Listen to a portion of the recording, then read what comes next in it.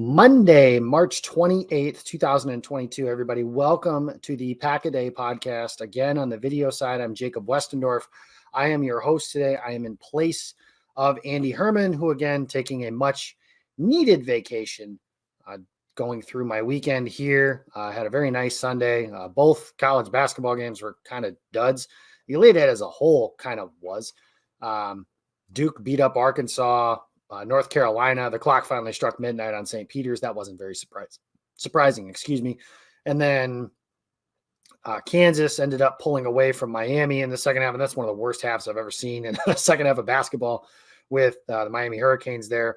And then Villanova and Houston was a close game, but not a particularly good game. So your Final Four is Villanova and Kansas, and then Duke versus North Carolina. And I'm not going to go too much into that just because I think the Duke-North Carolina storyline is going to get a lot of play here between now and next Saturday when they do have to play. So just wanted to go through that. I'm a sports fan all the way around. You guys can kind of see my Yankee jacket here. So I'm a baseball fan too. Basketball, football, I love them all. So I've been able to kind of watch that throughout the weekend. I did have a few questions after yesterday's video about my Eagles hat. And the answer to that question is, if you know, you know why I wear this Eagles hat. So fly, Eagles, fly. For today's show, it's Monday, and I wanted to do something I do over at Game On Wisconsin. Sporadically, it's going to be more common now as we get into the month of April and headed closer to the draft, but it's Mock Draft Monday, and that's not an uncommon phrasing. I didn't, come up with that on my own, obviously, but I like to go through and use the Draft Network. They have a simulator there. I like that one more than some of the others. I find it a little more realistic. The reason I say that is a week ago, I did a draft on the Pro Football Network simulator, and I got Trayvon Walker at 22 overall. And Trayvon Walker is a really good player. That would be awesome if the Packers could get him at 22 overall, but there's whispers about him potentially going number one. And I think he's somebody that's not going to get outside of the top five. If not the top five, maybe then like the top 7 or 8. Certainly not the top 10, and certainly not a guy who's going to be in play for the Packers. So what I did was I wrote my mock draft, and I'm going to kind of take you guys through it, what I did, what I was thinking. The way I do these drafts is I go through the simulator, and as it kind of progresses, I do the things that, maybe I would do. Sometimes that means I'm really aggressive and I trade up for a certain player that I have targeted. Sometimes it means I stick and pick. Sometimes it means I'm moving out, and you'll kind of see that here in this case that I was able to do in this particular draft. And there are some other cases where, it's not predictive. It's not what I think Brian Gutekunst would do. This is what I would do based on my opinions, players I've watched, the needs the Packers have. And if you guys saw yesterday, I gave you my 5 biggest needs that the Packers have between now and the end of the draft.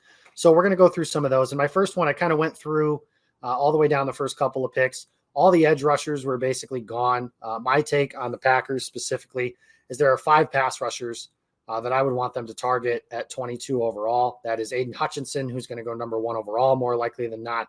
And I've got 2 bets on that right now, so I would really appreciate if Jacksonville would do that. There's some charity-related events that would take place if that were to happen, so I would appreciate that. Jacksonville, if you're listening, Doug Peterson, please take Aiden Hutchinson number 1 overall. Trent Baalke, you suck, but take him, please. I'm asking you. Aiden Hutchinson, Kayvon Thibodeau, Trayvon Walker, George Karlaftis, and Jermaine Johnson. And all of those guys were gone by pick 13.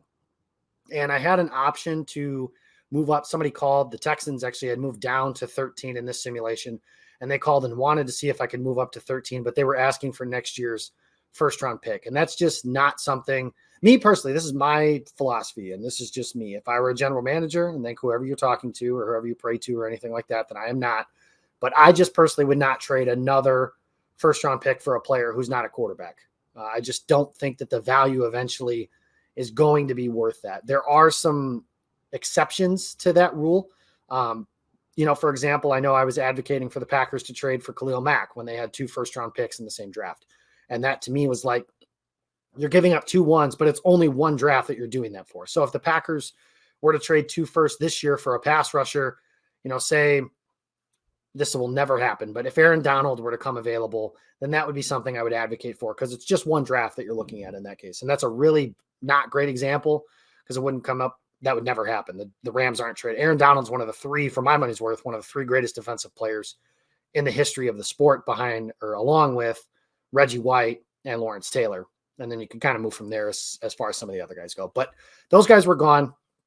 So I kind of let the draft play itself out. And then when it came closer to 22, my first pick in the first round, Drake London, Garrett Wilson, Jahan Dotson, Chris Olave were all still available. So I started making calls and trying to move down.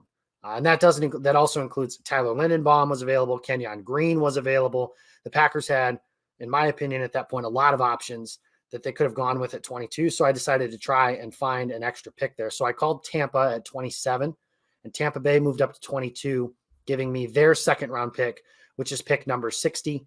And I dropped down to 27. Then right away, Garrett Wilson and Drake London went 22 and 24 after that. So I called Buffalo immediately after that happened, because what I didn't want to do is have what happened, say, in 2020, when the Packers took Jordan Love, and not even just that, when the Packers were picking in each of the first two rounds, the receivers were just kind of picked clean in front of them. Everybody kind of knew that year the Packers were looking for some help at weaponry. So I decided, instead of waiting and taking a chance, that one of Chris Olave or Jahan Dotson, who I'm not that wild about Jahan Dotson, but I love Chris Olave. He's my number one wide receiver on the board. The pass rushers were gone.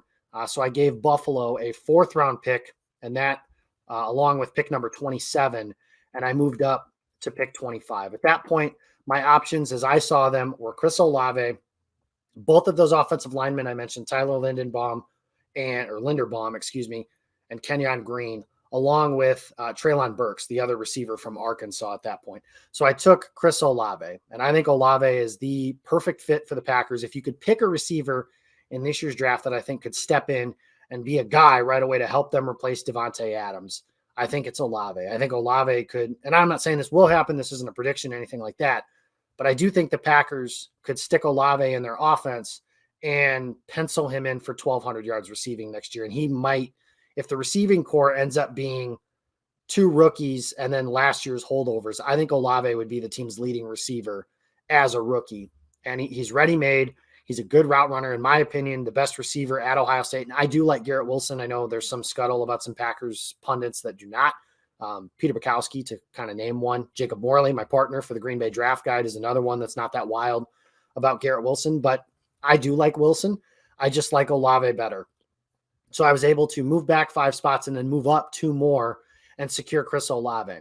As that happened, then I kind of went through the rest, and the offensive linemen got picked in front of me, and I had a choice then at pick 28. So I'm on the clock now at 28. I have Chris Olave in my back pocket as a player. And then I had to decide if I wanted to double dip at receiver. Treylon Burks was available. In addition, there were some other guys available, one of the offensive linemen, Kenyon Green was available at that time. Linderbaum went the pick before. So I was looking between Treylon Burks and 2 of the defensive backs. So I was picking between Daxton Hill, the safety out of Michigan, and Lewis Cine, the defensive back out of Georgia. I went with Daxton Hill. I think that he at that point is a bit of a luxury pick. Safety, like we kind of talked about last night when I was talking through some stuff with you guys, it's a sneaky need. The Packers don't have a lot of guys under contract beyond this season. Adrian Amos may not be around. Darnell Savage may or may not be good. That certainly could be a problem. Daxton Hill is somebody that, at minimum, even if Savage and Amos are going to start next year, and they will, Daxton Hill is somebody who steps in and plays that Henry Black role. And at minimum, you can put in an upgraded 300 snaps. He played special teams at Michigan, and he's a guy who has played slot corner. He's played safety. He's played deep safety. I think he has an ability to do a lot of different things within this defense as a first-year player. And I thought there are fewer players that are going to be available like him later in the draft. You talk about guys like Jalen Petre and Jaquan Brisker and guys like that. Instead of having to move up and get one of those guys, because I've got my receivers in this case, I think there was a possibility of some second-round receivers falling to me. So what I did in this case was I took Daxton Hill. So my first 2 picks in the first round was after a trade. I had Chris Olave as my first-round pick, and then my other first-round pick at 28, I took Daxton Hill. So I've got receiver, and I've got that third nickel safety or dime safety kind of wrapped up and kind of started moving as we got into the second round. And as the second round started, I was a little anxious just because, like I mentioned, those 5 edges were gone. David Ojabo went 33rd overall. So I'm kind of thinking this might end up just being a draft where I missed on the edge guys. And if I'm Gutekunst in that case, I'm going to have to, not just re-sign Whitney Merciless, which maybe by then he's already done, but also maybe make a call about, a trade candidate or a back end of the roster type of guy just to add a little more juice, just because I personally don't have a ton of belief in guys like Jonathan Garvin and Tipa Nalea, which I talked about quite a bit yesterday. So I got a little nervous about that. I didn't want to package all of my picks to move up either, just because there's some other needs on the roster. And then the Jets called me about wanting to move back to pick number 59. So for pick 38 and pick 117, that's a 4th round pick. The Jets offered those 2 picks for pick 59 and next year's 2nd round pick. Now, is that something I think Brian Gutekunst would do? No, I do not. Gutekunst has been hesitant to give up future picks for players. He hasn't been shy about moving up in the draft, but future picks hasn't been something that he's done just yet. My thought here was trying to move up for somebody that I had targeted. So I looked at the available players on the board, and there was still one pass rusher available. If that guy was not available, I would not have done this. But my thought is, again, this is an all-in type of scenario with Aaron Rodgers for, the next 2 years, maybe more, but, at minimum the next 2 years. So that 2nd round pick next year, maybe that's something that you recoup. Hopefully you're picking 32nd in a year anyways. So when you trade out, you kind of get that 2nd round pick back anyways, or you can kind of figure out how to do those things. So I took Arnold Ebiketie from Penn State. He's a guy that is rising up the board. For those of you that watch Wednesday nights, we have the Gold Zone with myself and Jacob Morley over at Game On Wisconsin. And we were talking with Justice Mosqueda, the edge rusher guy. And as far as edge rushers go, in my opinion, there aren't many, if any, better evaluators of that position. And he told me that I had been of the belief that there was a consensus that the top 5 guys were the guys that I mentioned earlier, stopping with Jermaine Johnson as that 5th guy. And Justice told me that wasn't his 5th guy. And Ojabo and Jermaine Johnson weren't his, 5th guy, neither one of those guys. So he had Ebiketie, and I believe I would have to go back and check. I think he said Boye Mafe was somebody that he had above both of those guys as well. But either way, Ebiketie is somebody he had 5th on his chart. So I started watching him a little bit more because that caught my eye. And he's a good player, power rusher, put up some numbers in a power conference in the Big Ten. I was able to move up without losing that higher 2nd round pick. So it's in the middle of the 3 2nd round picks that I had right now. Grabbed Ebiketie, and I can feel really, really good about the fact that I've added a starting receiver. I've added a 3rd edge rusher, and I've added a not a starter, but a really good player that could start for me in 2022 as a safety. So now through, 3 picks in the first 39 picks, I have Daxton Hill, Chris Olave, and Arnold Ebiketie able to move and kind of go through some things. Then I just kind of sat and waited. I could have packaged 53 and 60 to move up, but there just wasn't anything there in terms of value that I could find for myself. Some guys kind of sat there and were available.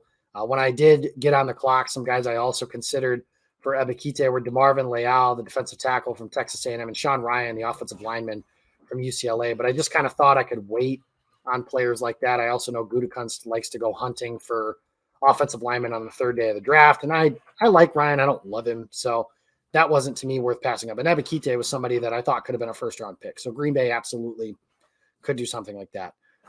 So now I'm on the clock at pick number 53. And I looked at a need that I thought. So my thought for the Packers in this draft is trenches and pass catchers. And that's kind of the way I look at the draft for the most part in general. If you change pass catchers to pass defenders, then that's something, but can never have enough quality guys in the trenches. And I know the Packers just signed Jaron Reed, and that's somebody that I think makes the roster, but he also may not. Either way, the Packers, in my opinion, need some long-term talent at that position.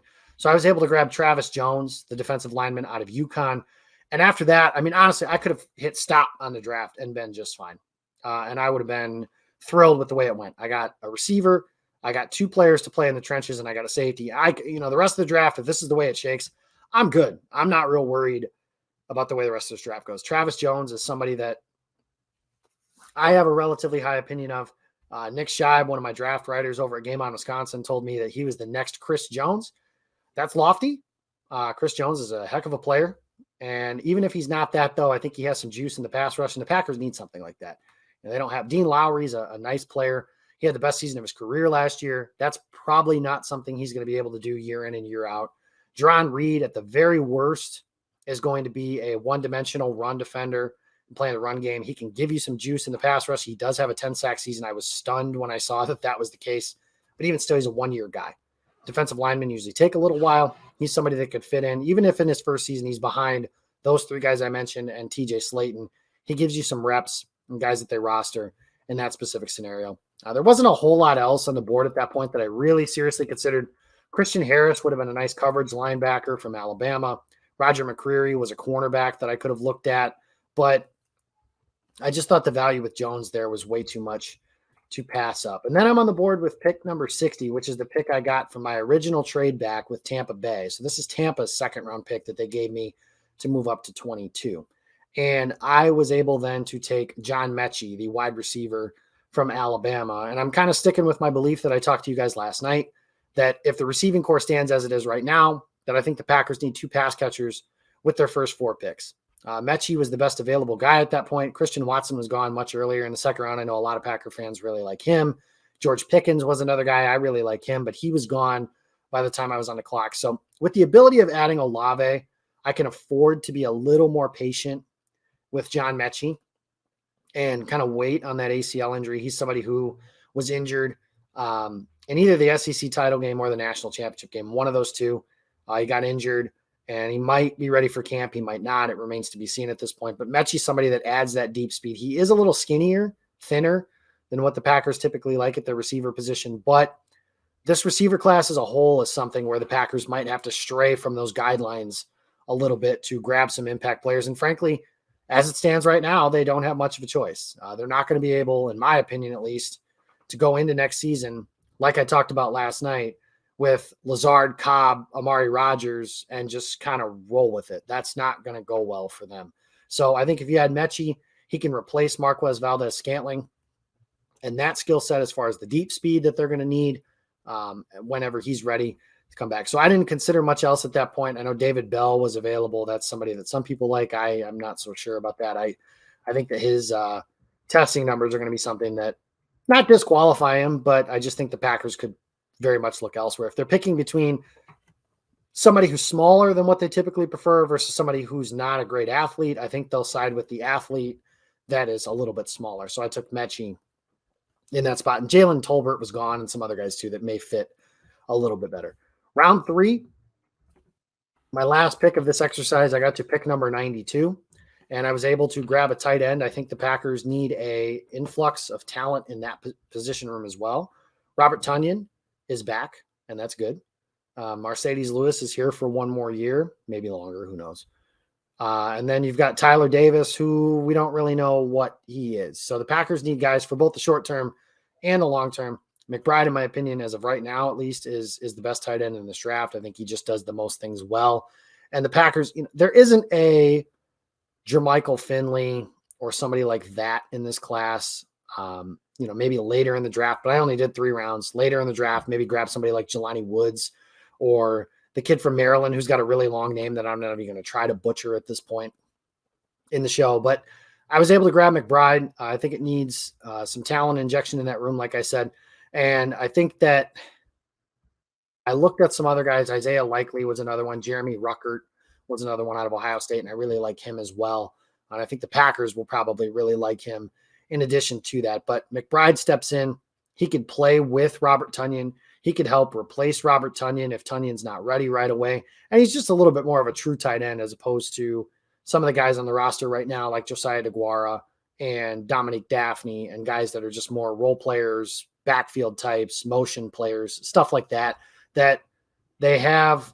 There's room for them in this offense, certainly. But asking, and we kind of saw it in the playoffs, asking Josiah DeGuara to be your line of scrimmage, stretch the seam tight end is putting him in a position to fail. And I think the Packers know that. They just didn't have much choice otherwise for what they were able to do. So as we go through the final part of this draft here, I was able to grab it and going in reverse order here. Trey McBride, John Mechie, Travis Jones, Arnold Ebiketie, Daxton Hill, and Chris Olave through 3 rounds. So I've added 3 pass catchers if you include the tight end, and 2 players to go on the defensive line of scrimmage. So what do I like about that? Obviously, being able to add the talent. I love Chris Olave. He's going to be the favorite for a lot of people. I've been on the board for a while saying he's the best receiver in this class. That includes Drake London. That includes Garrett Wilson. That includes the other guys, whoever you want to throw at me. Olave is my number one. And I don't think there's any question about that. And I think not only is he the best receiver, but he's the one who fits the Packers the best on this side of things. Trey McBride, step in. Maybe it doesn't have to plug and play, but I think he could plug and go on the tight end side of things and just kind of help, even if it's as a role player initially. And he could probably give you a little bit of juice on special teams as well. Daxton Hill is another guy that, like I mentioned, he can kind of be a role player early. Maybe he becomes a starter in the following years. Who knows? And he also has that, he's played slot corner. He's played safety. He's played all over. So if the Packers were to get an injury, he can kind of be a chess piece. And I know they love that versatility with their defensive backs. And I typically do as well with some of those guys. Arnold Ebiketie, like I mentioned, he's that third pass rusher. If they do bring back Whitney Merciless, that's cool. He can play in that second group.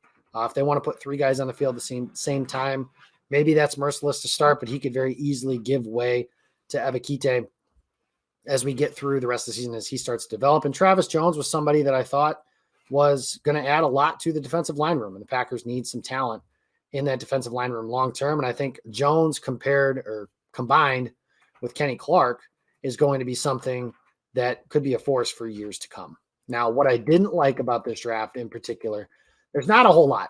It is kind of nitpicky. I like Mechie, like I mentioned in that spot, but I was hoping for someone, like I mentioned, George Pickens, Jalen Tolbert, somebody like that to fall when I was there, but they didn't. So I quote unquote settled for John Mechie. That's not bad.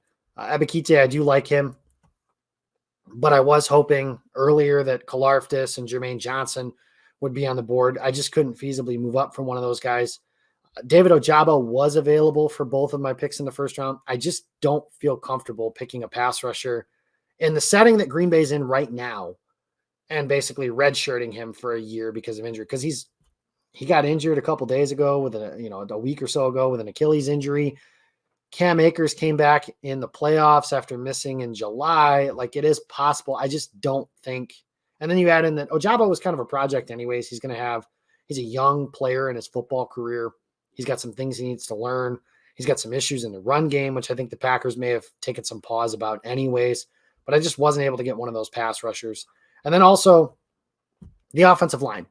I've gone through the first three rounds. I haven't picked an offensive lineman yet. If I were Gutekunst in this scenario, my day 3 selections, I would probably use quite a few of them on offensive linemen and another tight end. I had 2 or 3 guys on the offensive line and then another tight end to just try and take another shot there.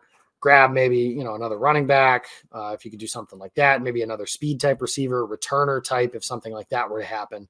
But that was my draft. That is 3 rounds. You can find that if you want to read it, gameonwi.com. That'll be out this morning, so feel free to check that out. Check out the Green Bay draft guide, which I mentioned yesterday. You can get that for a song. It's less than $10. And I will be back tomorrow with Ross Uglum and Jacob Morley talking about, we'll see what happens throughout the course of the day. But until then, check me out. I'm on Twitter at Jacob Westendorf. You can follow the podcast at Pack-A-Day Podcast. I'm looking forward to being with you guys for the rest of, or some of this week, and then, whatever else comes up between now and then. In the meantime, enjoy the rest of your weekend. Enjoy your Monday. And we're getting closer and closer to the draft. It's 1 month from today. So enjoy that. Enjoy your Monday. Enjoy the rest of your week. And go, Pack, go.